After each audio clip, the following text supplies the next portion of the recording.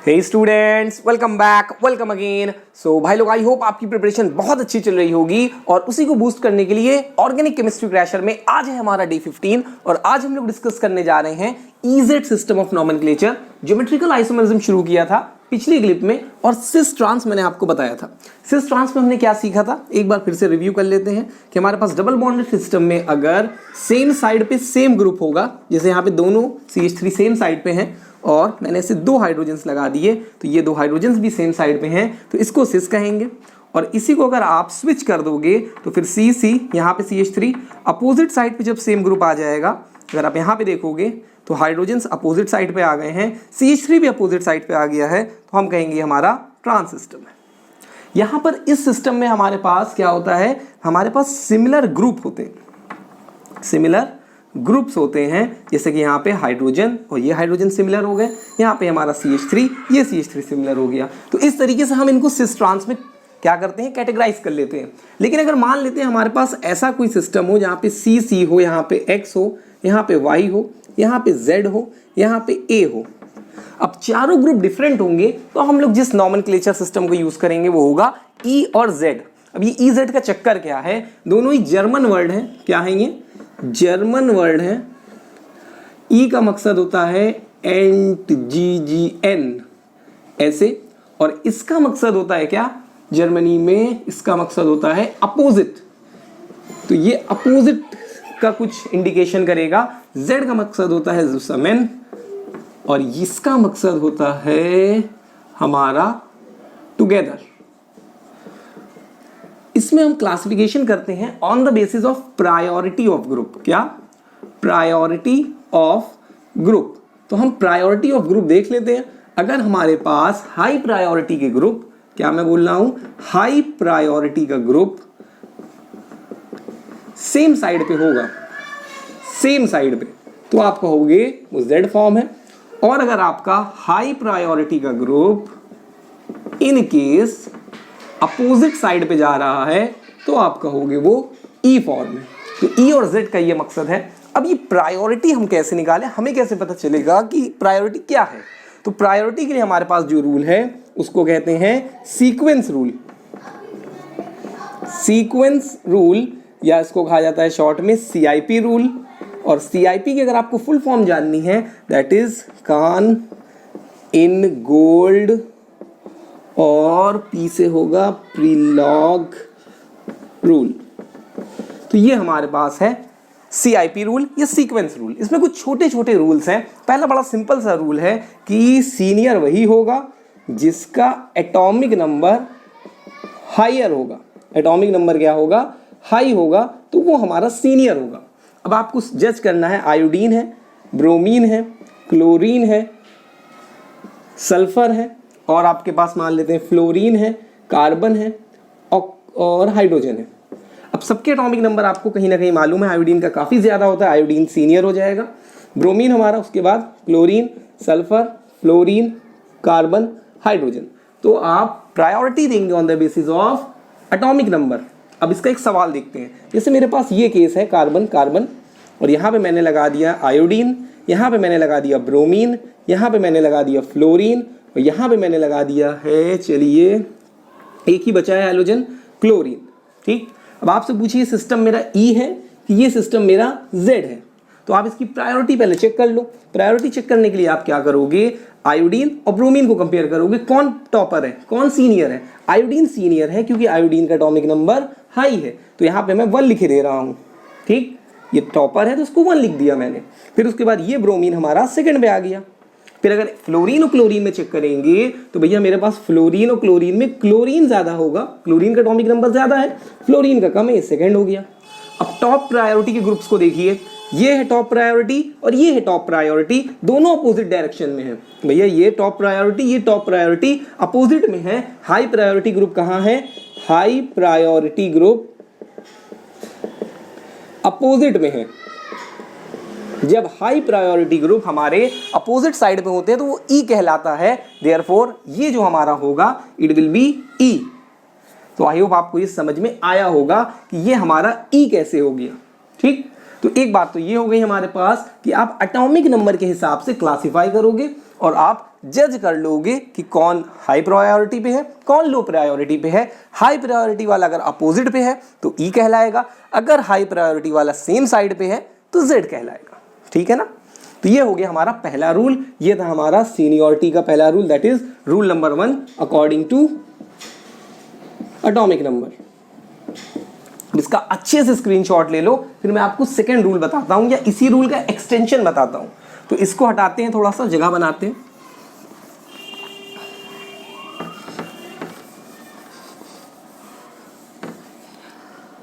अब इसी रूल को बेटा अगर वेरीफाई किया जाए, इसी रूल को थोड़ा सा हम और लेवल पे ले जाएं, तो मान ली मैं आपसे कह रहा हूं मेरे पास COOH है, CH2CH3 है और CH3 है, किसकी प्रायोरिटी ज्यादा होगी? तो अगर आप पहले वाले को कंसिडर करोगे तो इसका एटॉमिक नंबर तो 6 है भैया, इसका एटॉमिक नंबर अगेन 6 है और इसका एटॉमिक नंबर भी 6 ही है। ठीक, तो एटॉमिक नंबर के हिसाब से तो भैया यहाँ पे पहले ही क्लैश बराबर हो गया। सेकंड वाले का देखेंगे, इसका 8 है एटॉमिक नंबर ऑक्सीजन का, यहाँ पे हमारे पास हाइड्रोजन्स हैं तो बात ही नहीं करनी है, ये 8 वाला जीत जाएगा, इसमें इसकी ज्यादा होगी प्रायोरिटी। अब इन दोनों में अगर कंसिडर किया जाए तो CH3 तो कॉमन है, ठीक, CH3 तो कॉमन है, यहाँ पे एक CH2 एडिशनल हो गया है, इसलिए हम इसको प्रायोरिटी दे देंगे। ठीक, तो इस तरीके से आप इसमें प्रायोरिटी चेक करोगे कि यहाँ पे हमारे पास CH3 CH2 में CH2 CH3 की ज्यादा हो गई है। या अगर आप इसको ऐसे देख रहे हो, ऐसे देख लो, ये CH3 है, ये CH2 है, यहाँ पे कार्बन 6 था, ये तो कॉमन हो गया। फिर नेक्स्ट यहाँ पे एटम है, उसकी क्या है 1, यहाँ पे नेक्स्ट एटम की अगेन 6 है, तो फिर किसको प्रायोरिटी ज्यादा दोगे? इस वाले को ज्यादा देंगे। देयरफॉर इस केस में COOH, CH3 CH2 और CH3 में हमारी प्रायोरिटी आ जाएगी COH की ज्यादा, क्योंकि यहाँ पे ऑक्सीजन है, यहाँ पे सारे कार्बन थे, यहाँ पे हाइड्रोजन आ गया और कम हो गई।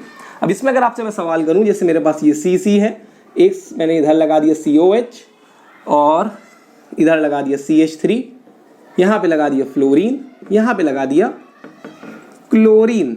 अब आप मुझे ये बताइए क्या होगा इसमें हमारे साथ, क्या प्रायोरिटी होगी? क्या ये E है, क्या ये सिस्टम Z है? तो देखते हैं, फ्लोरीन क्लोरीन में क्लोरीन है तो ये 1 हो गया। ठीक, फिर उसके बाद COH और CH3 में ये टॉपर होता है तो फिर ये 1 हो गया। अभी आपको यहाँ पे दिखाया मैंने। अभी देखिए अपोजिट साइड पे चले गए हैं, तो अपोजिट साइड का मतलब E है, तो ये सिस्टम हमारा क्या कहलाएगा? That will be E। तो ऐसे फंक्शनल ग्रुप का भी आप क्लासिफिकेशन कर सकते हैं। इसमें फंक्शनल ग्रुप में आप आइडिया लगा लीजिए on the basis of atomic number. अब इसमें एक और केस है हमारे पास, मान लीजिए मैं आपसे कहूं, थोड़ा सा और इसको हटा रहे या पूरा ही हटा देते इधर का।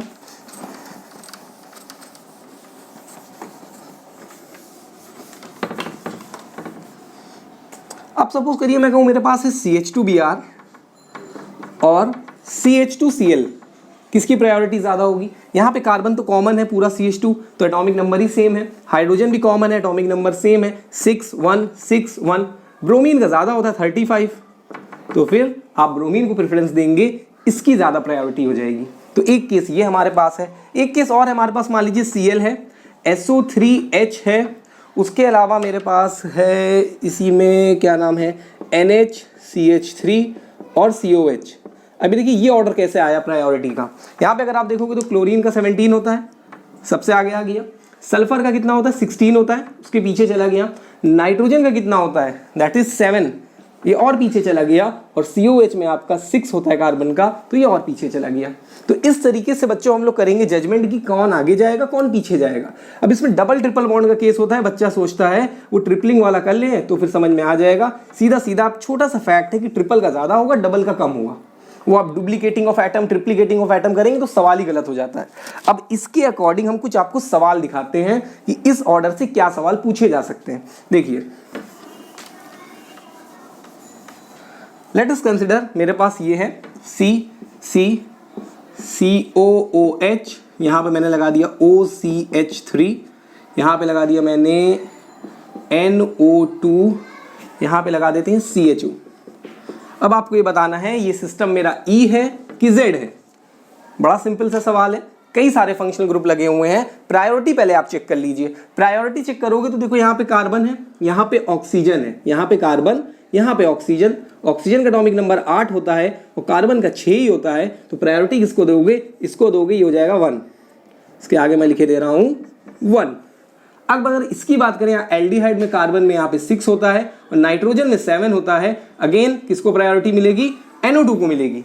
अब देखिए दोनों ग्रुप हमारे, ये 1 है और ये 1 है, सेम साइड पे आ रहे हैं ना, सेम साइड पे जब आ जाते हैं हाई प्रायोरिटी के ग्रुप, तो फिर वो हमारा क्या होता है, Z होता है। Z का मतलब ही आपको बताया था टुगेदर, तो ये 1 और ये 1 देखिए लोगों ने टुगेदर हो गए हैं, तो फिर ये क्या हो गया, Z हो जाएगा। अब एक और सवाल देखते हैं, इसको हटाते हैं, तो यहाँ पे आप Z पे टिक कर लीजिएगा। एक क्वेरी हमारे पास और है, इसको जरा सा हटाते हैं। तो अगर आप थोड़ा सा इसमें ध्यान लगाओगे, बहुत से बच्चे इसमें कंफ्यूज रहते हैं कि मान लीजिए मेरे पास सिस्टम है कुछ ऐसा ऐसा और क्या लगा दें, कुछ ऐसा ऐसा ऐसा। इस सिस्टम में आपको जज करना है कि E है कि Z है, E है कि Z है। तो अब यहाँ पे आपको थोड़ा दिमाग लगाना पड़ेगा। अगर आप इसको कंपेयर करोगे, CH2 C यहाँ C यहाँ C यहाँ C और यहाँ C, ठीक। तो अगर आप इन दोनों को कंपेयर करने की सोच रहे हो तो फिर समझते हैं यहाँ पे और यहाँ पे प्रायोरिटी किसकी ज़्यादा आपको लग रही है, या ऐसा करते हैं एक छोटा सा इधर कर देते हैं। अब बताइए डबल बॉन्ड और सिंगल बॉन्ड में किसको प्रायोरिटी देंगे, डबल बॉन्ड को प्रायोरिटी देंगे, ये हो गया। फिर उसके बाद यहाँ पे डबल और ट्रिपल में किसको बताया था, ट्रिपल को दोगे, तो फिर ये हो गया। अब क्या है, अपोजिट साइड पे तो गए नहीं, ये सेम साइड पे आ गए हाई प्रायोरिटी के ग्रुप, तो ये हो जाएगा Z मतलब टुगेदर। तो ये भी हमारा क्या हो गया भैया, Z हो गया। तो ये एक हमारे पास केस था Z वाला। ये डबल ट्रिपल बॉन्ड का मैंने आपको केस बताया। एक और केस देखते हैं कि अगर मान लें, इसको आप सब लिखते रहिएगा नहीं तो फिर ये फ्लश ना हो जाए सुबह तक आपसे। मान लीजिए मैं कहूँ मेरे पास एक है कार्बन कार्बन और यहाँ पे मैं लगा दे रहा हूँ CH2 CH3, एक इथाइल लगा दिया, यहाँ पे CH2Br और यहाँ पे CH2Cl, ठीक, और इस तरफ लगा दे रहे हैं सीधा सीधा CH3। अब आप ये बताइए कि इसमें क्या होगी प्रायोरिटी का चक्कर, E है कि Z है। तो सबसे पहले तो अगर आप इधर और इधर देखेंगे तो बताए इथाइल की प्रायोरिटी ज़्यादा होती है, मिथाइल की कम होती है। फिर इधर इधर देखेंगे तो ब्रोमीन ज़्यादा होता है, तो फिर ये हो गया। अपोजिट में है तो क्या हो जाएगा, अपोजिट का मतलब होता है E, तो ये हो गया हमारा E वाला। तो आई होप आपको E और Z का चक्कर समझ में आया होगा। अब इसके कुछ इंटरेस्टिंग सवाल हैं वो आपको दिखाते हैं, तो इसको हटाएंगे, सवाल बताएंगे। इसके बड़े इंटरेस्टिंग नहीं, बहुत ही सिंपल क्वेरीज हैं। बस आप ये देख लीजिए किसको प्रायोरिटी देनी है। सेम प्रायोरिटी वाले सेम साइड पे आ गए तो फिर E है, सॉरी Z है, अदरवाइज E हो जाएगा। अब देखिए कुछ केसेस है मेरे पास, C मैं पहले सारे लिख लूँ केसेस, 4, इधर भी कर देते हैं 1 2 3 और 4। एटम्स का अरेंजमेंट करेंगे तो यहाँ पे करते हैं भैया CH3, यहाँ पे कर देंगे H, यहाँ पे कर देंगे Cl और यहाँ पे कर देते हैं, चलो क्या करें, चलो एक H ही कर दो, ठीक। उसके अलावा दूसरी चीज़ क्या करते हैं, यहाँ पे I लगाते हैं, यहाँ पे H लगाते हैं, यहाँ पे D लगा या C3H7 लगाते हैं, C3H7 और यहाँ पे CH3 लगाते हैं। नेक्स्ट इसमें क्या करें, यहाँ पे D लगा दें, यहाँ पे H लगा दें, यहाँ पे H लगा दें, यहाँ पे D लगा दें, इधर लगा देते हैं CH2Cl, यहाँ पे Cl, यहाँ पे H, यहाँ पे CH3। फिर इधर अगर आएँ तो ऐसा करते हैं, पहले ये 4 करके देखते हैं।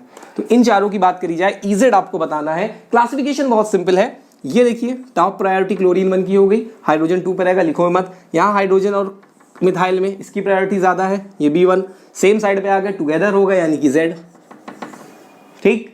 फिर इस पे आएंगे अगर तो हमारे पास I है, H है, CH3 C3H7। I और H में प्रायोरिटी आयोडीन की ज़्यादा है। यहाँ पे हमारे पास प्रोपाइल है, यहाँ पे मिथाइल है, इसकी ज़्यादा होती प्रायोरिटी। अपोजिट पे चलेगा यानी कि E, ठीक। फिर इधर आते हैं तो ड्यूटेरियम और हाइड्रोजन का केस क्या है। देखिए अगर आइसोटोप्स आपको दिए गए हैं तो आप कंसिडर करो उसका एटॉमिक मास, क्या कंसिडर करोगे, एटॉमिक मास। तो यानी कि ऑर्डर क्या आएगा, tritium then deuterium then hydrogen.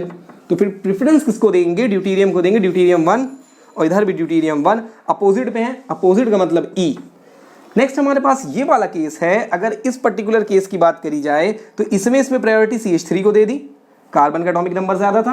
Chlorine ये वाला है और यहाँ पे कार्बन है, तो इसी क्लोरीन को प्रायोरिटी देंगे, क्योंकि इस कार्बन का एटॉमिक नंबर 6 है, इसका 17 है, तो बस इसकी प्रायोरिटी 1 हो गई। तो इसकी प्रायोरिटी 1 हो गई है, 1 1 सेम डायरेक्शन में है, तो क्या हो जाएगा भैया, ये टुगेदर वाले Z हो गए। तो आई होप आपको ये वाले केसेस समझ में आए होंगे। अब आते हैं दूसरे केसेस की तरफ, तो थोड़ा सा इसको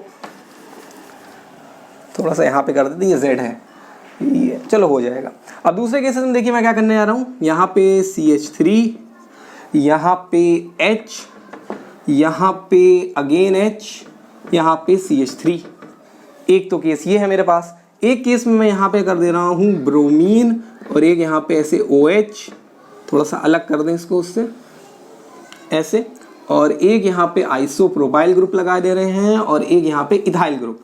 फिर उसके बाद बात आती है कि यहाँ पे ऐसे करो, ब्रोमीन ऐसे लगा दो, फिर यहाँ पे मिथाइल या इथाइल में से क्या लगाएं, मिथाइल लगाओ दोनों तरफ, और इधर इथाइल लगा दो।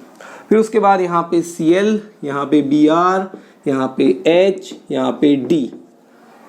अब आप एक बार वीडियो को करेंगे पॉज और इसको खुद से ट्राई करिए कि कौन सा E है कौन सा Z है। अब अगर इस पर्टिकुलर केस की बात करी जाए तो कुछ ज़्यादा सोचना नहीं है आपको, अगर आप ध्यान लगाओगे तो फिर मेरी समझ से ये वाला डबल बॉन्ड है, इसमें इसको प्रायोरिटी दी 1, इसमें इसको प्रायोरिटी दी 1, तो 1 और 1 सेम साइड पे चलेगा, टुगेदर हो गया यानी Z। अब अगर इसकी और इसकी बात करी जाए तो यहाँ ब्रोमीन है, यहाँ पे कार्बन है, तो ब्रोमीन बहुत ज़्यादा एटॉमिक नंबर है, इसकी प्रायोरिटी हो गई 1। यहाँ पे अगर आइसोप्रोपाइल और इथाइल की बात करी जाए तो प्रोपाइल बड़ा रहता है, प्रोपाइल को प्रेफरेंस देंगे, हो जाएगा 1। तो फिर दोनों क्या हो गए, अगेन सेम साइड पे आ गए, अगेन Z हो गया। इस वाले को अगर आप देख रहे हो तो कुछ कलाकारी नहीं करनी, यहाँ पे देखिए कार्बन है और यहाँ पे भी कार्बन है, तो कार्बन तो कॉमन है। नेक्स्ट आइटम यहाँ पे ब्रोमीन है, तो इसको प्रेफरेंस दोगे ही हो जाएगा 1। और यहाँ पे अगर आप बात करोगे तो ये मिथाइल है और ये इथाइल है, तो इथाइल बड़ा इथाइल की प्रेफरेंस हो जाएगी, तो फिर अपोजिट पे है, तो अपोजिट का मतलब क्या होता है, E। लास्ट हमारे पास है क्लोरीन, ब्रोमीन, हाइड्रोजन और ड्यूटेरियम का केस। क्लोरीन और ब्रोमीन में आपने ब्रोमीन को साइज के हिसाब से, एटॉमिक नंबर के हिसाब से इधर प्रेफरेंस दी, हाइड्रोजन ड्यूटेरियम में आपने ड्यूटेरियम को दे दी, सेम साइड पे आ गए, टुगेदर हो गए बच्चों, ये हो जाएगा हमारा Z। तो आई होप आपको ये समझ में आया होगा कैसे E और Z हो रहा है, मैंने कई सारे केसेस आपको दिखा दिए। अब EZ की बात करी जाए तो फिर इसको हटाएंगे, कुछ और इंटरेस्टिंग और कुछ जबरदस्त केसेस आपको बताएंगे, तो हटाते हैं इसको। इसको आप अच्छे से लिख जरूर लीजिएगा, नहीं तो फिर केमिस्ट्री में ऐसे भी सब जानते हैं, थोड़ा थोड़ा करके सब फ्लश ही हो जाता है, तो ये ना हो कि आपका फ्लश हो जाए कुछ भी। अब अगर बात करी जाए तो मेरे पास एक सवाल है, ये गलत आ गया हाथ में, ब्लैक वाला है, कि अगर मैं कह रहा हूँ मेरे पास ये है C, यहाँ पे मेरे पास एक रिंग है ऐसे, और रिंग वाला केस अभी रुक के कराते हैं। एक मैंने कहा मेरे पास CH3 है, एक मैंने कहा एक और CH3 है, या इधर कर देते हैं एक CH3 अपोजिट पे। यहाँ पे जो CH3 है वो कार्बन 12 है और ये कार्बन 14 है, ठीक। उसके अलावा यहाँ पे एक मेरे पास Cl है, यहाँ पे एक Br है। अब आपको जज करना है, तो कोई कलाकारी इसमें नहीं करनी है आपको, अगर आप ज़्यादा दिमाग लगाओगे तो गलत हो जाएगा, अदरवाइज तो ये सही होगा। इसमें अगर आप सोच रहे हो तो क्लोरीन को प्रेफरेंस दी, हो गया 1। इसमें बात करी जाए तो कार्बन 14 से कंफ्यूज नहीं होना है, ब्रोमीनी की हायर प्रायोरिटी रहेगी, ये हो जाएगा 1। अपोजिट का मतलब होता है E, तो आंसर हमारा क्या आ गया, E हो गया। फिर उसके बाद अगर इसमें दूसरी बात करें, मेरे पास अगर मान लीजिए मेरे पास कार्बन है, इधर मैं एक एल्डिहाइड लगा देता हूँ और यहाँ पे एक ईस्टर लगाते हैं COOCH3, ठीक, और इधर ऐसे ही कर देते हैं, एक CH3 कर दे रहे हैं और एक चलो एक क्लोरीन कर दे रहे हैं, ठीक। अब आप इसको बताओ कि इसका क्या होने वाला होगा। यहाँ पे अगर आप देखोगे तो क्लोरीन और इसमें कुछ सोचना ही नहीं है, Cl का 17 होता है, कार्बन का 6 होता है, तो यहाँ पे प्रेफरेंस। इसमें अगर आप सोचोगे, इसमें थोड़ा ध्यान लगाना पड़ेगा, थोड़ा सा ध्यान लगाओ, ध्यान। कार्बन यहाँ कॉमन हो गया, इसका 6 होता है, इसका 6 होता है, इसमें तो कुछ ज़्यादा सोचना नहीं है। हाइड्रोजन छोड़ो, अगर आप यहाँ पे देख रहे हो ऑक्सीजन, और यहाँ पे भी ऑक्सीजन, ये भी कॉमन हो गया। फिर उसके बाद अगर इसमें आप हाइड्रोजन को कंसिडर करोगे तो ये 1 होता है, और यहाँ पर फिर भी ऑक्सीजन है, यहाँ पे 8 होता है, तो प्रेफरेंस किसकी ज़्यादा होगी, इसकी ज़्यादा होगी। तो फिर क्या हो जाएगा हमारा, ये हो जाएगा 1 पे और ये हो जाएगा 2 पे। अब अगर आप देखोगे तो 1 और 1 टुगेदर हो गए हैं तो Z। तो इस तरीके से बच्चों E और Z किया जाता है। एक आखिरी क्वेश्चन इसमें अगर देख लें आप, इसको हटाते हैं ऊपर वाले को। एक इसमें हमारे पास सवाल रहता है कि कार्बन कार्बन है, ऐसे लगा दो, अब एक रिंग लगा दो ऐसे, और इधर लगा दो फ्लोरीन, इधर लगा दो क्लोरीन। अब यहां पर रिंग में जो कार्बन्स है उनके रिस्पेक्ट में कहा कि ये 12 है, ये 14 का है। अब बताइए E है कि Z है? तो मैंने बताया अगर कार्बन कार्बन है या सेम ही आइसोटोप्स हैं तो फिर आप क्या कंसीडर करोगे, एटॉमिक मास को कंसीडर कर लो। तो 12 और 14 जीत जाएगा, ये 1 प्रायोरिटी पे आएगा। फिर उसके बाद फ्लोरीन क्लोरीन में ये भी 1 प्रायोरिटी पे आ जाएगा, क्लोरीन का एटॉमिक नंबर ज्यादा है। तो फिर सेम साइड पे आ गए तो क्या हो जाएगा, दैट विल बी Z, मतलब टुगेदर। सो आई होप आपको ये समझ में आया होगा कि E और Z को किया कैसे जाता है, किसको कैसे प्रायोरिटी देनी है। सीधा सीधा आपको सिर्फ एटॉमिक नंबर को कंसीडर करना है। एटॉमिक नंबर देख लीजिए, उसके बाद अगर सिमिलर एलिमेंट्स हैं तो आप उनका एटॉमिक नंबर नेक्स्ट वाले का देख लीजिए। अगर कोई फंक्शनल ग्रुप है तो कोई कलाकारी इसमें आपको नहीं करनी है।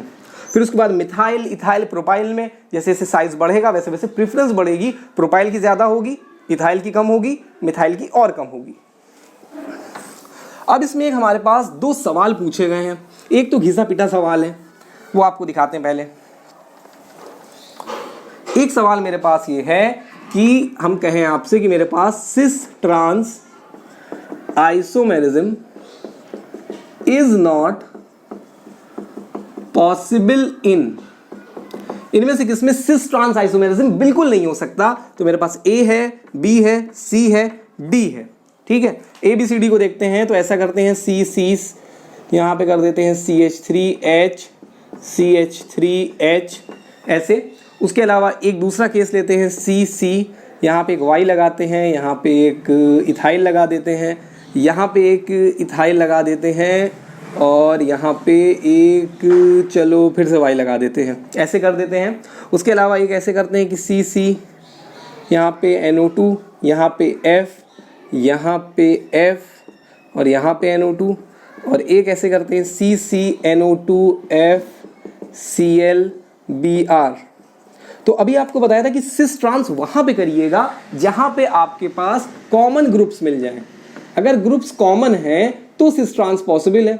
यहाँ पे अगर आप देखेंगे CH3 और H दोनों कॉमन है, तो ये हमारी कौन सी फॉर्म है, ये सिस फॉर्म है, यहाँ पे हो जाएगा सिस ट्रांस। यहाँ पे अगर आप बात करोगे तो इधर इथाइल लगा है, ये देखिए ये ग्रुप इथाइल है और ये भी ग्रुप इथाइल है, तो फिर क्या हो जाएगा, ये अपोजिट टर्मिनल पे है, ट्रांस हो जाएगा। तो ये ट्रांस फॉर्म है हमारे पास, यहाँ पर भी हो जाएगा।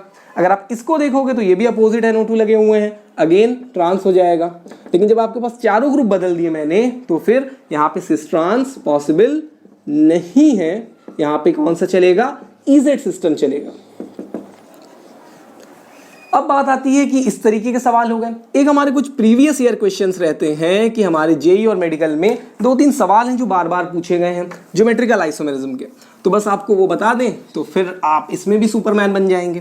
ज्योमेट्रिकल आइसोमेरिज्म में जो सवाल पूछे गए हैं, एक जो कॉमन क्वेश्चन है जो JEE में भी पूछा गया है, उसके अलावा एम्स में भी पूछा गया है और नीट में भी पूछा गया है, वो ये पूछा गया है कि alkene with which shows geometrical isomerism is। तो इनमें से कौन सा ऐसा एल्कीन है जिसमें ज्योमेट्रिकल आइसोमेरिज्म होगा। पहला ऑप्शन है 2-मिथाइल प्रोपीन, दूसरा है 2-ब्यूटीन,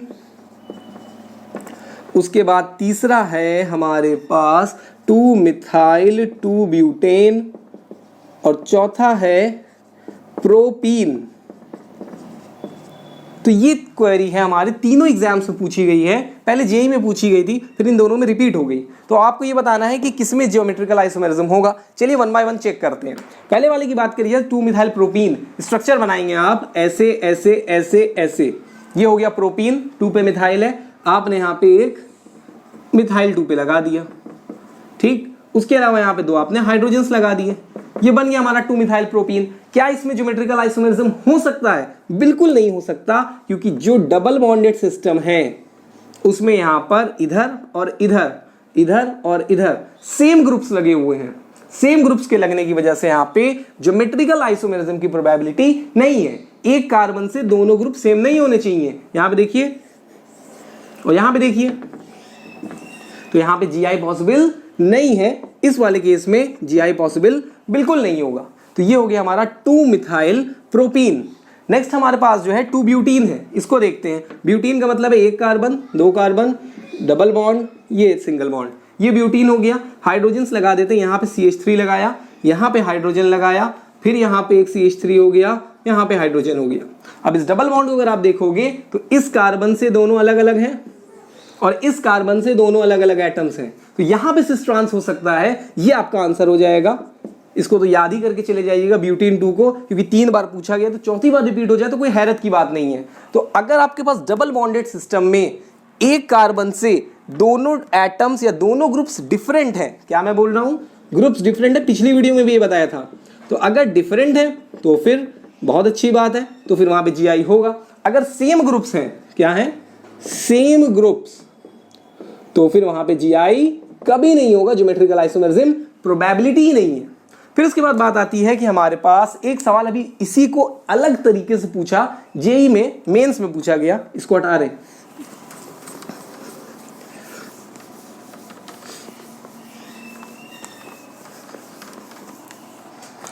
अब हमसे मेंस में क्या पूछा गया, अभी रिसेंट में पूछा गया 15 में, 4-5 साल पहले की बात है। ये मेंस 15 में इन्होंने पूछा कि which one will show GI, कौन सा ऐसा होगा जो ज्योमेट्रिकल आइसोमेरिज्म को शो करेगा। तो इन्होंने ऑप्शन हमें क्या दिए, इन्होंने एक ऑप्शन दिया ब्यूट 2 इन और 1 फिनाइल। ये पहला था A, फिर कुछ B था, फिर C था, फिर D था। B हमारा होगा 3 फिनाइल ब्यूट 1 इन, फिर C था हमारा 1,1 डाइफिनाइल प्रोपेन, और D था बच्चों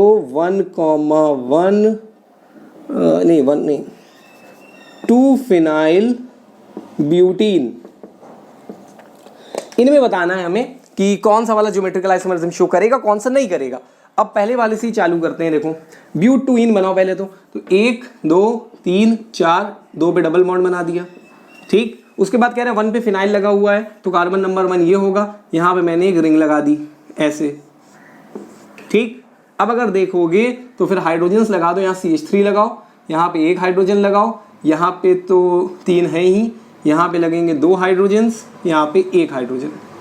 अब आपको क्या लगता है यहाँ पे ज्योमेट्रिकल आइसोमेरिज्म पॉसिबल है कि नहीं है। अगर आप देखोगे तो ये डबल बॉन्डेड सिस्टम है, यहाँ पे दोनों ग्रुप्स अलग अलग हैं, ये दोनों ग्रुप्स अलग अलग हैं, और यहाँ पे दोनों ग्रुप्स अलग अलग हैं, तो एक पॉसिबिलिटी तो हो गई। और हाइड्रोजन के रिस्पेक्ट में आप इसमें सिस और ट्रांस बना सकते हो। हाइड्रोजन को अगर आप सेम साइड पे रखोगे तो सिस, और हाइड्रोजन को अगर आप अपोजिट साइड पे करोगे तो ट्रांस। हमारा आंसर हो जाएगा A 1 फिनाइल ब्यूट 2 इन। तो बच्चे कुछ चेक करने की आवश्यकता ही नहीं है। तो आपको इस समझ में आया ना कैसे मैंने इसको जज किया। तो अगर आप इसका सिस ट्रांस बनाना चाहो तो ऐसे बनेगा, एक सेकंड रुक जाइए। ये यहाँ पे मैंने CH3 लगा दिया और इसको ऐसे सीधा सीधा जोड़ दिया, ये हाइड्रोजन यहाँ पे, ये हाइड्रोजन यहाँ पे, सेम साइड सेम ग्रुप, सिस हो गया इसकी वजह से। बाकी ट्रांस के लिए आप इसको स्विच कर दीजिए तो ट्रांस बन जाएगा। तो ये बात हो गई हमारे जेईई मेंस की सवाल की। अब इसमें हमारा जो आखिरी आर्टिकल है जिससे हम ज्योमेट्रिकल आइसोमेरिज्म को खत्म करेंगे, नहीं तो वो है कि इसमें हम स्टीरियो आइसोमर्स या GI आइसोमर्स का कैलकुलेशन कैसे करें। अब मैं आपको बताने जा रहा हूं कैलकुलेशन ऑफ GI आइसोमर्स, यानी कि ज्योमेट्रिकल आइसोमर्स कितने होंगे। बात होने जा रही है कैलकुलेशन ऑफ ज्योमेट्रिकल आइसोमर्स। अब जितने भी ज्योमेट्रिकल आइसोमर्स हैं उनको हम लोग कैसे कैलकुलेट करें। देखिए स्टीरियो आइसोमर्स में ज्योमेट्रिकल और ऑप्टिकल दोनों को अलग अलग रखिए तो ज्यादा अच्छा रहेगा। यहां पे ज्योमेट्रिकल बता रहे हैं, वहां पे आपको जब ऑप्टिकल बताएंगे तो ऑप्टिकल बताएंगे और दोनों को साथ में करना भी सिखा देंगे। अभी यहाँ पे सिर्फ ज्योमेट्रिकल के बारे में बता रहे हैं, तो आप इसको अरे यार सब कुछ ऑप्टिकल से कंफ्यूज मत करिएगा, ठीक है। अब इसमें हमारे पास बड़ी सिंपल प्रोबेबिलिटीज हैं। मैं बात करने जा रहा हूं पॉलीइन्स की। सबसे पहले तो यानी ऐसे सिस्टम्स जिसमें मल्टीपल डबल बॉन्ड्स हों। क्या बताने जा रहे हैं, ऐसे सिस्टम जिनमें मल्टीपल डबल बॉन्ड्स हों। तो अगर आप इसको देखोगे तो एक सिस्टम बनाते हैं ऐसे, ये रिंग लगाई मैंने, CH लगाया, फिर CH लगाया, फिर CH लगाया, फिर डबल बॉन्ड से CH लगा दिया, 1 2 3 4 और एक COH लगा दिया।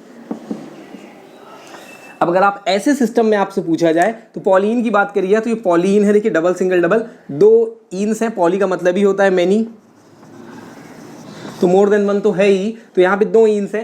टर्मिनल्स को देखना पड़ता है इसमें। टर्मिनल की बात करें तो ये टर्मिनल क्या है हमारा, फिनाइल, और ये टर्मिनल क्या है हमारा, ये क्या है, कार्बोक्सिलिक एसिड है। ये टर्मिनल्स क्या हैं, ये डिफरेंट टर्मिनल्स हैं। क्या हैं, डिफरेंट टर्मिनल्स। अगर ये आ गया तो इसका मतलब आपको बोनस मिल गया, आपको कुछ नहीं करना है, 2 की पावर n कर देना है। और n क्या है, number of double bonds, number of, अरे साफ साफ हो जाओ, डबल बॉन्ड्स, कुछ नहीं करना है। तो 2 को n कर देंगे, यहाँ पे डबल बॉन्ड कितने हैं, n यहाँ पे 2 है, तो फिर आंसर हमारा क्या आ जाएगा, 2 की power n, that will be 2 की पावर 2, आंसर इज 4।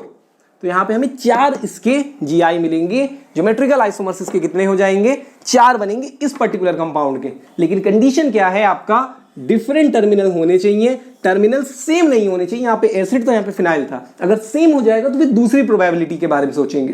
तो ये हो गया आपका बेसिक्स पॉलीन का। दूसरा बताते हैं, इसको हटाते हैं।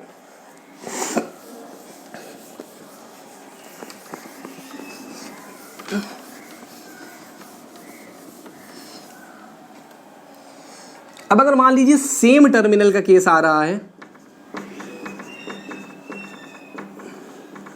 या मैं कह रहा हूं मेरे पास सेम एंड है, दोनों बातें सेम ही है इत्तेफाक से, तो इसमें आपको देखना पड़ेगा ऑड है डबल बॉन्ड कि इवन है डबल बॉन्ड्स। ऑड के लिए अलग फॉर्मूला चलेगा, इवन के लिए अलग फॉर्मूला चलेगा। तो ऑड के लिए जो हमारा फॉर्मूला चलता है वो चलता है 2 की पावर n-1 प्लस 2 n-1/2 -1, ये चलेगा। तो ये फॉर्मूला आप लगाओगे ऑड के लिए। अगर ऑड पाई बॉन्ड्स है, ऑड डबल बॉन्ड्स है पॉलीन्स में, सेम टर्मिनल है, और अगर इवन है तो आप फॉर्मूला लगाओगे 2 की power n/1 plus 2 n/2 -1, sorry plus 1, ये होगा, माइनस ही होगा। आप ये फॉर्मूला लगाओगे, बस 2 सिंपल फॉर्मूलाज आपको लगाने, कुछ करना नहीं है। n तो आपको करना आता ही है। मैं आपको एक क्वेरी करके दिखाता हूं। सपोज करिए मेरे पास ये है CH3 CH double bond CH single bond CH फिर डबल बॉन्ड CH, तो डबल सिंगल डबल ऑड करते हैं पहले, तो फिर CH और फिर double bond CH and finally CH3। तो देखिए ये मेरा पॉलीन तैयार हो गया। यहाँ पे 1 2 3 3 डबल बॉन्ड्स हैं, तो फिर मेरी n की वैल्यू क्या हो गई है, 3 हो गई है। टर्मिनल्स की बात करी जाए तो रंग बदलते हैं। ये टर्मिनल मेरा बेटा क्या है, CH3 है, मिथाइल है। ये टर्मिनल भी मिथाइल है, सेम टर्मिनल है और ऑड है, 1 2 और 3। देख लीजिए ये पाई बॉन्ड है, ये पाई बॉन्ड है या डबल बॉन्ड है, ये पाई बॉन्ड है, तो यहाँ पर 3 हो गया। इसमें यहाँ पे ये वाला फॉर्मूला लगाएंगे 2n-1, तो यहाँ पे हो जाएगा 2 की पावर 2 प्लस 2 n-1, 2 - 1 कितना, सॉरी 3 - 1 2/2, पता नहीं मैथ्स क्या होती है, 1 आएगा, 1 - 1 0 हो जाएगा, 2 की पावर 0 1 हो जाएगा, तो ये हो जाएगा यहाँ पे 1। आंसर आ जाएगा कितना, 4 + 1 5, आंसर आपको 5 आ रहा है। तो ये हो जाएगा हमारा, एक छोटी सी गलती हो गई, यहाँ प्लस हो गया, n+1, बड़ी गलतियाँ हो जाती हैं हमसे, n+1 होगा तो फिर अब सही हो जाएगा। 2 की पावर 3 4/2, 2 - 1 1, यहाँ पे 2 होगा और ये आएगा 6। तो इसको सही कर लेना भैया। यहाँ पे n+1 था, यहाँ पे n-1 था, मैंने उल्टा कर दिया, मैंने यहाँ पे माइनस कर दिया तो यहाँ प्लस कर दिया था, ठीक। तो ऑड के लिए क्या करोगे, 2n+1/2, और इवन के लिए 2n-n/2 - 1। अब एक इवन वाला केस भी देख लें, इसको फिनिश करते हैं। तो देखिए इवन वाला केस क्या करेंगे, इसको हटा रहे हैं।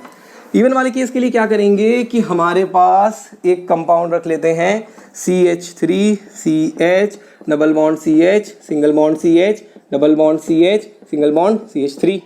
तो यहाँ पे देखिए, यहाँ पे पाई बॉन्ड हमारे पास बना, यहाँ पे पाई बॉन्ड है, ये डबल बॉन्ड है, इवन है, तो n की वैल्यू क्या हो गई 2। अब इसको अप्लाई करेंगे, यहाँ पे टर्मिनल्स चेक कर लेते हैं, दोनों टर्मिनल सेम है, ये भी मिथाइल है और ये भी मिथाइल है। अब बस फॉर्मूला लगाना है, तो फॉर्मूला लगेगा ये वाला इवन वाला, 2 की पावर n माइनस 1, तो यहाँ पे हो जाएगा 2 की power 2 minus 1, that will be 2 plus 2 n/2 यानी कि यहाँ पे हो जाएगा 2/2 1 और 0 यानी कि 1, तो यहाँ पे प्लस यहाँ पे 1 हो जाएगा। तो फिर आपको क्या मिलेगा आंसर? Answer will be 3। तो आप इसकी कैलकुलेशंस कर लीजिएगा। इस फॉर्मूले को बिल्कुल गलत मत करिएगा, अच्छे से समझिएगा और एक बार लिख जरूर लीजिए, क्योंकि इसमें बहुत कंफ्यूजन होता है, हमें लिखने में कंफ्यूजन हो गया। तो ऐसे याद रखिएगा, ऑड वाले में प्लस रहेगा n+1, ये तो कॉमन है 2n-1 2n-1, ऑड वाले में n+1/2, ऑड में n+1/2 और इवन में n/2-1, इवन में n/2-1 और ऑड में n+1/2-1। तो ये था हमारा ज्योमेट्रिकल आइसोमर्स का कैलकुलेशन। आई होप आपको ये समझ में आया होगा। नेक्स्ट क्लिप में बात करेंगे हम लोग किसकी? ऑप्टिकल आइसोमेरिज्म की। तो ऑप्टिकल आइसोमेरिज्म को डिस्कस करेंगे नेक्स्ट क्लिप में। टिल देन आप लोग पढ़ते रहिए, देखते रहिए, और अगर आपने कोई सी क्लिप मिस कर दी है तो चैनल की प्लेलिस्ट पे जाइए और इसको शेयर करें अपने दोस्त यार रिश्तेदार सबके साथ। Thank you for watching.